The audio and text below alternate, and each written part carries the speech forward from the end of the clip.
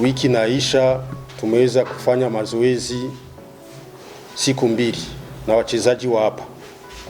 Na ya kama gisi tutakuwa pako wachezaji 11, tutakutana Tanzania wametoka nje. Na wengine 9 wa hapa tutachukua. Naweza sema kama tuko tunajitayarisha mpaka kwa Isa kikosi kiko vizuri sana. Mimi cha kwanza gisi naweza sema kuchagua ni kati ya wachezaji wa hapa na wachezaji wa nje.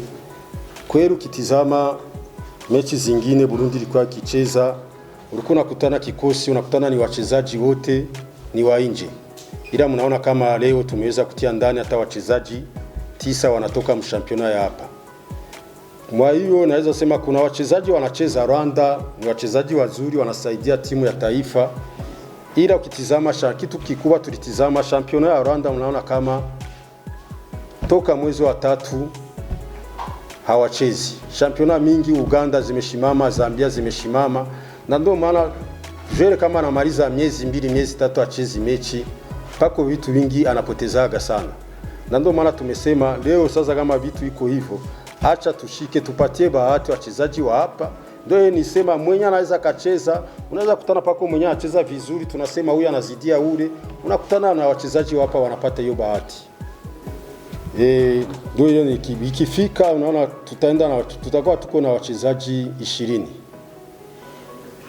Nafikiri haiwezi fika kutani wachezaji kama 5 wala 6 wameumwa. Ndio kitizama kama wachezaji wenyewe wanacheza Ulaya leo mbele ya kutoka muinchi unapaswa kuwa umeshapimwa. Na sisi hapa wenyewe watatoka hapa, nafikiri hata leo asubuhi tulikuwa kujipimisha hiyo malari. Nafikiri ikifika unakutana petetre inafika pako wachezaji wawili wangapi wanaugua. Nafikiri tutakuwa tunawakiana na wachezaji hata 16 10 na ngapi. Machi haitaomba juu wachezaji wawili wala watatu. Nafikiri tutacheza tena pata kwa tatizo yote. Nimebisema kama kitizama Tanzania cha kwanza ni wandugu.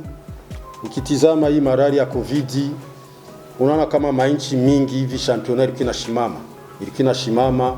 Ndio maana tulisema tucheze na Tanzania. Unaona kama Tanzania wao kushimamishaga kidogo, ila wakarudia na hivi wako wanaendelea. Ingekuwa vizuri kama tunaweza cheza na nyingine timu yenye iko karibu ya Mauritania, wala iko sana Mauritania, ingekuwa afadhali. Lakini kwa ajili ya hii malaria ya COVID biko nguvu kuomba hizo mecha mikali, ndio maana tumesema acha tucheze na Tanzania. Ndio niko mpya, ila kama technicien ndio nimesema kutizama mechi Burundi imecheza na Tanzania. Pako match hapa ya eliminatoire ya Coupe du Monde ilikuwa hapa Burundi. Nimesema kutizama machi ya marudio kule Tanzania. Nawaza nimepatoa masomo sio madogo. Na ndio nitajitahidi kutumikia iko hii wiki yote.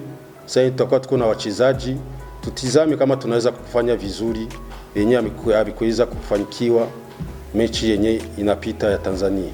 Endapo wacheza wapi? Ndio nimesema timu ya taifa ni mlango wazi.